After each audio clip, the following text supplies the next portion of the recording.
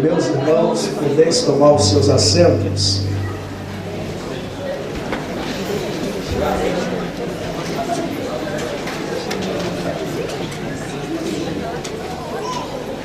Eu vos saúdo com a paz do Senhor. Amém. Sou muito grato a Deus pelo privilégio, pela oportunidade que Ele concede a mim de poder estar convosco nesta oportunidade. Confesso que eu fiquei muito feliz quando eu estava em São Paulo.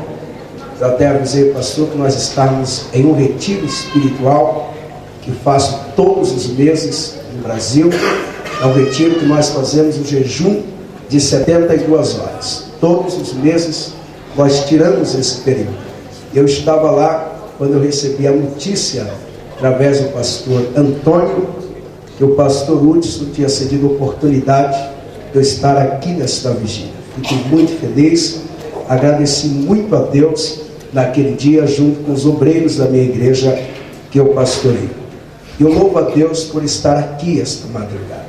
Quero agradecer ao pastor Hudson por esta oportunidade. Muito obrigado, pastor, de coração. Que Deus continue honrando o seu ministério, sua vida, bem como os obreiros que trabalham com o Senhor aqui nesta hora.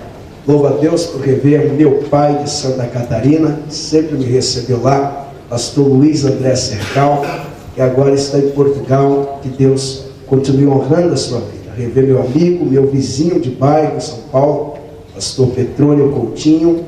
Obrigado, que Deus continue abençoando o senhor também. Deus tem usado muito pastor Petrônio no Brasil e temos viajado algumas vezes juntos dentro do Brasil. Que Deus continue honrando esse servo.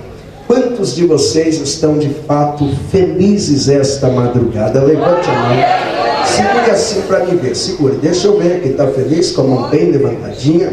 Bastante, né? Até os obreiros todos felizes. Então só você que está feliz, você vai olhar aí para o crente mais bonito que tem perto de você. Eu percebo a maioria olhando para a frente, né? Tão bom ser bonito. Olhe para ele e diga assim: sorria, você é mais bonito sorrindo.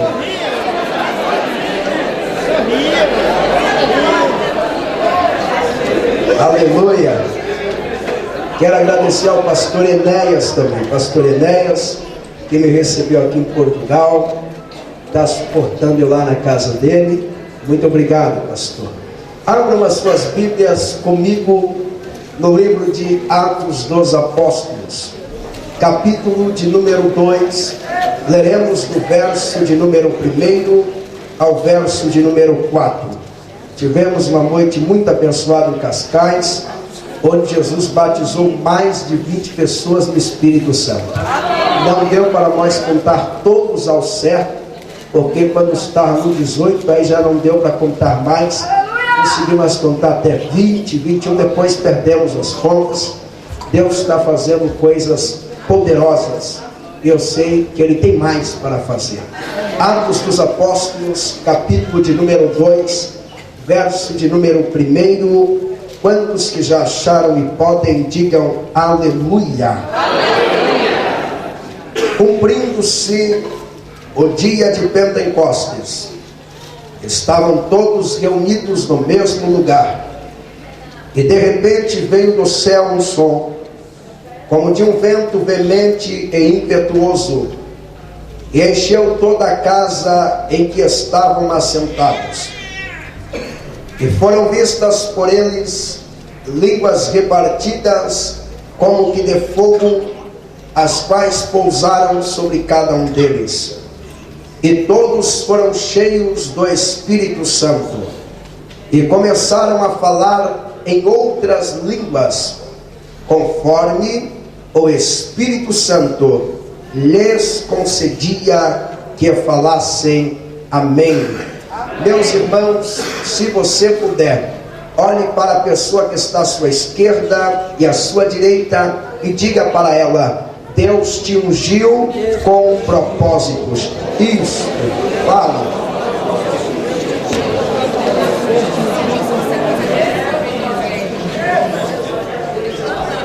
Queridos santos de Deus, A mensagem que eu tenho para vos ministrar esta madrugada, tenho plena certeza que é uma mensagem que há de impactar os vossos corações.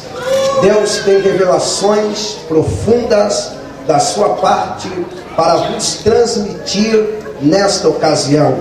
Nós acabamos de ler o livro de Atos dos Apóstolos, que registra o cumprimento de uma das maiores promessas de toda a Bíblia Sagrada. Se fôssemos dividir as 3 grandes promessas da Bíblia, ou melhor, as promessas da Bíblia, se fôssemos formar uma categoria de 3 grandes promessas, nós teríamos a primeira promessa da boca do próprio Deus no Gênesis, no capítulo de número 3. Quando o próprio Deus disse que da semente da mulher nasceria um que esmagaria a cabeça da serpente. A segunda promessa grande que temos na Bíblia Sagrada é a promessa do retorno do Espírito Santo para habitar no meio dos homens, que se cumprem em Atos capítulo de número 2. E a terceira grande promessa é a promessa do retorno glorioso do Senhor Jesus, para levar a sua igreja para estar com Ele para sempre. Mas quando lemos este capítulo de número 2 do livro dos Apóstolos, Atos dos Apóstolos, nós vemos a manifestação da grandeza e do poder do Espírito Santo sendo derramado sobre a vida desta igreja, a igreja em Atos dos Apóstolos, no capítulo de número 2. E quando lemos os capítulos a seguir, eu sei que nós ficamos maravilhados com o que vemos Deus fazendo através daquela igreja. Naquela igreja, os crentes daquela igreja, apesar de terem fraquezas e debilidades como todos nós temos ainda hoje, mas eram homens e mulheres que tinham a fé extraordinária e uma unção de Deus sobre a sua vida sobrenatural.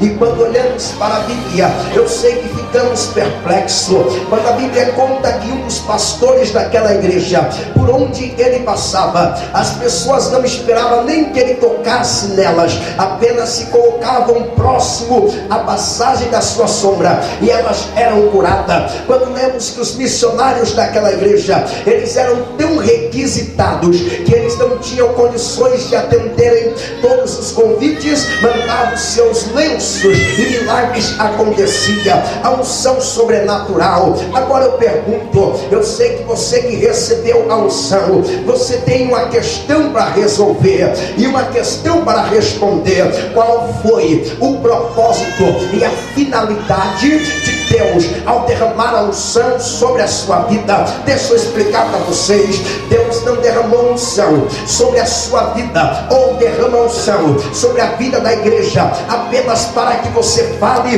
em línguas estranhas dentro desse templo. Deus não derrama unção sobre a igreja apenas com o propósito que você pule, corre e marcha apenas dentro da igreja. Não, porque se fosse só para este propósito, não seria necessário a unção. Os atletas vão correr em Pequim e eu sei que a maioria não tem a unção. Muitos ganhadores da São Silvestre correm e não tem a unção. Os puladores pulam e não tem a unção. O propósito da unção é maior do que o pulo, é maior do que correr, é maior do que gritar. Qual é o propósito da unção? Será que Deus, ele derrama unção sobre a igreja com a finalidade de troca de estoque? Ou seja, ele junta um grande estoque de unção lá no céu, e quando tem bastante, ele resolve derramar sobre a igreja, para ver a igreja alegre, para ver a igreja vibrar de alegria. Será que Deus derrama unção sobre a igreja simplesmente para ver alegria no meio da igreja? Não, o propósito é maior, e eu quero que você guarde esta madrugada. O primeiro propósito de Deus ao derramar unção sobre a vida da igreja, ao derramar unção sobre o ministério, é o propósito de adestrar esta igreja, de preparar este ministério para fazer coisas impossíveis. Eu quero repetir para vocês: o propósito de Deus quando derrama unção sobre a igreja é o propósito de prepará-la, é o propósito de adestrá-la para fazer coisas impossíveis. impossível. Deixa eu explicar por quê. Quando lemos a Bíblia Sagrada, a primeira vez que o Espírito de Deus é mencionado na Bíblia, ele já é mencionado agindo no impossível. Quantos dos senhoras que estão aqui esta madrugada já leram o capítulo de número 1 do livro do Gênesis e o verso de número 1? Levante a mão e me dê um sinal.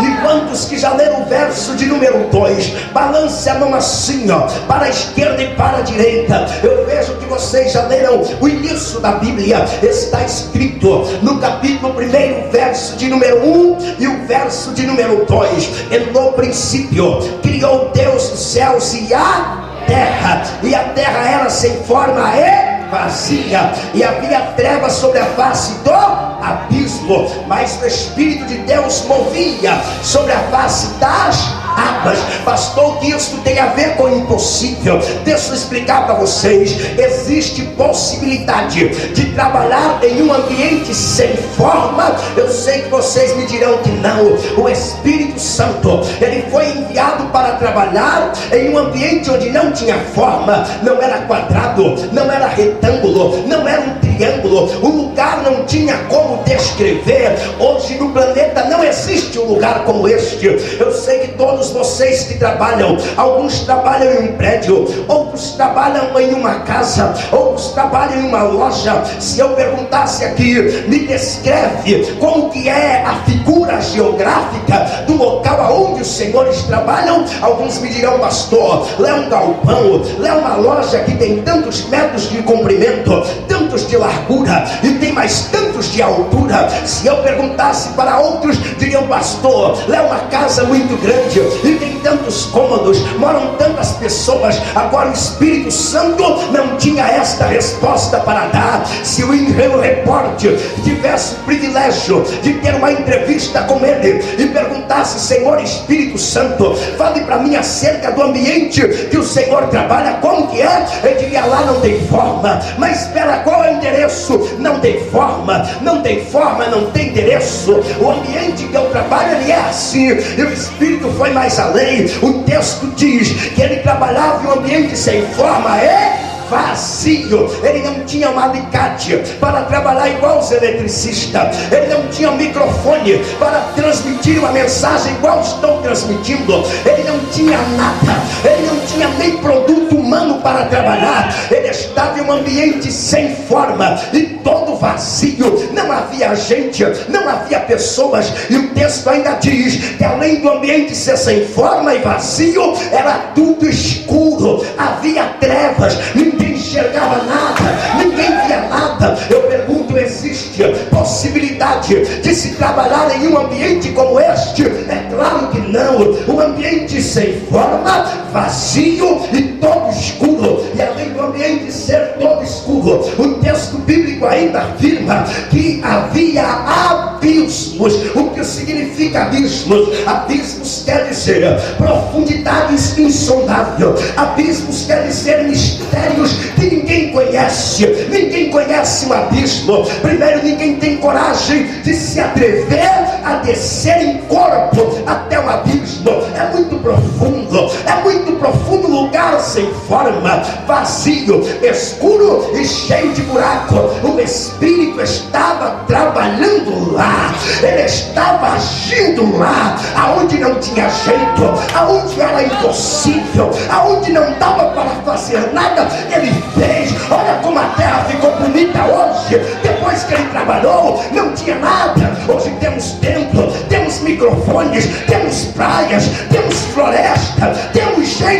Aqui não tinha nada, era impossível, mas ele veio. Deixa eu profetizar sobre a tua vida esta madrugada. Se na tua vida existe uma área que é impossível, pastor, o que é impossível é a minha vida conjugal, casamento à beira do divórcio, está tudo acabado. Quem Quem sabe na tua vida existe algo que é impossível, aonde na sua área emocional dorme chorando, acorda chorando, já não pode mais sorrir, já não pode mais cantar, já não tem mais alegria. Quem sabe na tua vida existe uma área que é impossível, é a tua vida espiritual, não consegue se libertar do pecado, virou um ciclo vicioso, peca hoje, pede perdão amanhã, amanhã comete o mesmo pecado, pede perdão novamente, e assim vai indo, nunca tem liberdade, nunca consegue se libertar desse pecado. É impossível para você, mas deixa eu te contar uma coisa: o Espírito Santo que está aqui, ele é especialista no impossível,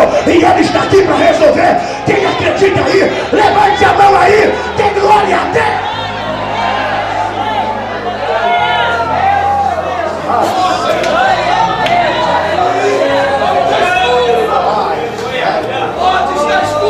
Ele é especialista em trabalhar no impossível, ele é especialista nisso. E quando lemos a Bíblia Sagrada, a Bíblia mostra que depois do Espírito Santo, ele trabalhou no Gênesis, no capítulo de número 1, tudo foi criado, tudo ficou lindo, ele ficou habitando aqui no meio dos homens, até o capítulo de número 6 do livro do Gênesis, quando os homens começam a pecarem e não davam mais a devida atenção ao Espírito de Deus.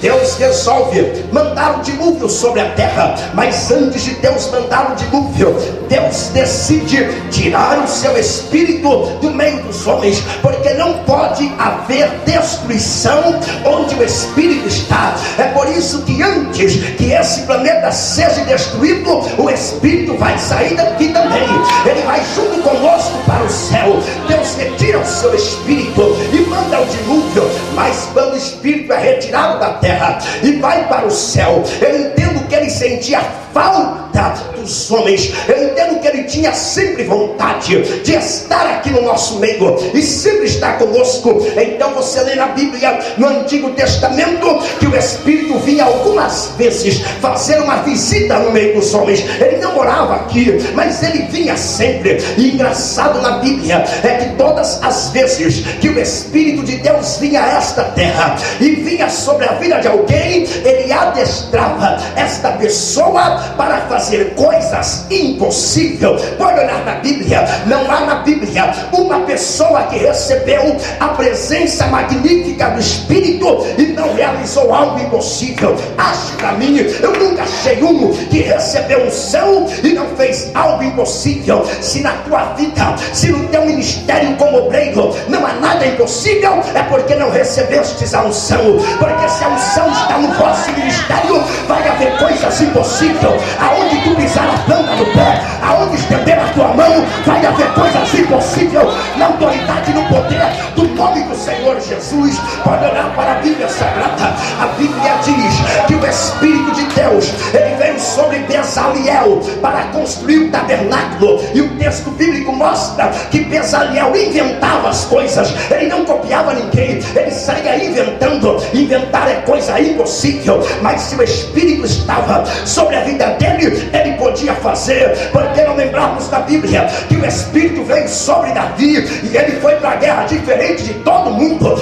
Todos que iam para a guerra levavam no mínimo a espada. Davi não levou a espada, ele levou apenas uma funda e derrubou o maior inimigo que tinha, porque a unção estava sobre ele e ele havia sido adestrado para fazer coisas impossíveis. Porque não lembrar na Bíblia Sagrada de história de vários outros homens, como por exemplo um homem chamado Gideão, que a Bíblia mostra que quando o país que ele morava estava em uma crise muito grande, em uma crise tremenda, não havia nada para eles fazerem a não ser sofrer na mão dos inimigos. Diz o texto bíblico que tudo que eles plantavam, os inimigos vinham e roubavam. Diz o capítulo de número 6 e o verso de número 3 ao 6 do livro dos Juízes, da história dos juízes de Israel, que aquele povo ficou pobre. Agora pobre, preso, sem liberdade. Mas diz o texto que um dia Gideão estava trabalhando, malhando trigo lá no lagar, e quando ele estava trabalhando, um anjo aparece ao seu lado. O anjo aparece e diz: Gideão, eu vim aqui enviado para te dizer que o Senhor está contigo e que você é muito valoroso para Ele. Gideão teve dificuldades de acreditar, mas ele fez algumas provas com Deus. Após ele fazer essas provas, Deus aprovou todas elas. Gideão decide fazer um exército. Ele prepara um exército, e o exército foi grande. Ele foi tão bom, tão persuasivo, acho que Gideão nem sabia que ele tinha o poder da oratória persuasiva. Quando ele convidou os moços e os homens para o exército, ele conseguiu reunir 32 mil homens. Gideão pensou: estou com a bola toda, o exército está grande, não há por que ter medo. Gideão apresenta o exército para Deus, e Deus faz a primeira seleção no exército de Gideão. Na primeira voltaram 22 mil homens. Gideão põe a mão na cabeça e diz: Deus está me colocando em uma fria, Deus me colocou em uma enroscada, olha que situação, agora só essa merrequinha. Eu entendo que Deus só voltou a dizer: Gideão, aguarde, porque isso não é nem o começo, eu ainda tenho a segunda prova. Quando Deus faz a segunda, retornaram 9.700 homens. Gideão entra em pânico, ele fica somente com 300. Eu entendo que naquele dia, antes de Gideão sair de casa para a guerra, ele beijou a esposa, beijou o filho mais velho e disse: papai vai, mas não sabe se volta, papai vai para a guerra, porque eu só vou com 300 homens. Eu entendo que a esposa puxava ele pela túnica e dizia: Benzinho, não vai não, diga para Deus levantar outro, eu não tenho condições de criar as crianças. E Gideão, ele sai com o coração partido, mas acreditando no socorro e na providência divina. E diz a Bíblia Sagrada que antes de Gideão entrar na guerra com os 300 homens, no capítulo de número 6 e o verso de número 34 do livro dos Juízes, a Bíblia diz que o Espírito de Deus veio sobre ele, adestrou ele para o impossível, e ele venceu a guerra com 300 homens. O que era aquilo, pastor? Era a unção que veio sobre ele e adestrou ele para o impossível. E por que não lembrarmos na Bíblia a história de um homem chamado Sansão? Para mim, Sansão foi o maior lutador de todos os tempos. O maior lutador de todos os tempos não é aquele magrinho tal do Bruce Lee. O maior lutador de todos os tempos não é aquele tal de chinês do Jack Chan, que faz o povo rir e aquilo é tudo montagem, porque na real eu creio que ele não bate ninguém. Eu garanto para vocês que se Sansão vivesse hoje lá em Israel, no meio do mato, esses lutadores viajariam quilômetros e quilômetros só para treinar na academia de Sansão. Eu entendo que eles vinham com o papelzinho na mão dizendo: Sansão, me deu autógrafo. As emissoras de televisões iriam todas para lá dizer: Sansão, dá uma entrevista para nós. Aquilo não era ficção, aquilo era realidade. Sansão lutava mano a mano e não cursou nenhuma escola de artes marciais. Olha na Bíblia, a Bíblia diz no capítulo de número 14 e 15 as histórias de Sansão, no livro dos Juízes, que um dia Sansão sai de sua casa e ele sai junto com seus pais. Quando ele vai saindo com os pais no caminho, aparece um leão diante deles. Eu entendo que o pai bandeia as pernas e diz: o pai vai embora, Sansão, eu vou correr. Ele olha para a esposa e pensa: se ela não aguentar correr, morreu, porque eu vou embora, eu vou correr. A mãe olha e diz: filho, e agora? Sansão diz: deixa comigo, mamãe, eu vou à frente. Sansão toma a frente do casal e o leão vem em direção a ele. Eu imagino que o leão balançava a cauda, levantava aquele pelo da juba e vinha bater uma pata forte no chão. Enquanto o leão via Sansão fazia os golpes, virava para a esquerda, virava para a direita, levantava a perna. E eu imagino a cena: é o leão e Sansão. O leão mostrava os dentes e Sansão gritava: oh! E Sansão vai para cá, vai para lá. Diz a Bíblia que de repente o Espírito de Deus veio sobre ele. Ele deu um golpe no leão. Eu entendo que aquilo era um golpe de um jiu-jitsu. Pegou o leão e arrastou no meio, de alto a baixo, sem ter nada na mão. Pastor, o que era aquilo? Era um som que veio sobre ele e adestrou a vida dele para o impossível. Por que não lembrarmos ainda no capítulo de número 14 e 15 a história quando reuniu cerca de 1000 homens para dar uma surra em Sansão. Não era 10, não era 2, não era 100, era 1000 para vencer 1000 homens. Nenhum soldado tendo um fuzil AR-15 ele consegue vencer 1000. Ele não tem essa capacidade, nem tendo um canhão de guerra. Não adianta, era 1000 homens, não era 100. Esses 1000 homens chegam diante de Sansão e diz: Sansão, se prepare. E Sansão não corre. Eu entendo que os homens disseram: Sansão, você vai morrer hoje, nós vamos fazer de você um picadinho. E deixa eu contar, você não aguenta brigar nem com 10, nem com 50, você vai apanhar. Eu entendo que aqueles homens fazem a rota e Sansão está no meio dele, preparando de todas as formas. Sansão olha ao redor. Sansão não tinha um facão na mão para brigar igual o brasileiro nordestino que vai na base da peixeira. Sansão não tinha um punhal. Sansão não tinha nada disso. Sansão olhou ao redor, ele não achou um pedaço de madeira. Tudo que ele encontrou foi um jumento morto. Eu entendo que Sansão pensou: vou pegar o jumento pela traseira, vou dar jumentada em todo mundo, eu vou sair rodando.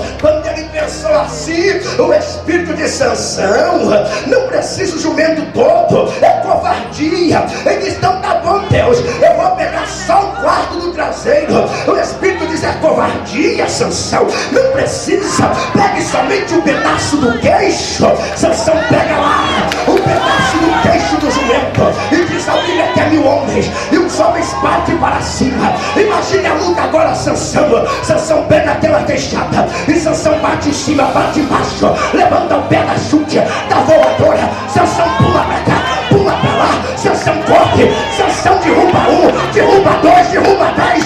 Quando menos esperou, 1000 homens estavam no chão. Não era desmaiado, eles estavam mortos, bastante ardido. É a unção que veio sobre ele e adestrou a vida dele para o impossível. Eu quero profetizar esta noite. Quantos aqui acreditam que Deus não muda? Levante a mão e diga glória a Deus. Quem aqui acredita que a palavra não muda? Levante a mão e diga glória a Deus. Quem acredita que o Espírito Santo não muda? Diga glória a Deus. Se Deus não muda, a palavra não muda, o Espírito não muda, a unção ainda é a mesma, a unção ainda é a mesma, a unção ainda é a mesma. Aonde você estiver, eu profetizo, a unção vai te sacudir aí agora. É agora, é agora, agora, agora, agora. Levante a mão e abre a boca. Jeová vai derramar agora. Receba, receba, receba, receba, receba, receba, receba, receba, receba, receba aí, recebe aí, recebe aí. Obreiros no altar, a minha retaguarda, a unção é liberada aqui, aqui, aqui, aqui, aqui, aqui, aqui. Abre a boca aí, adore a Deus.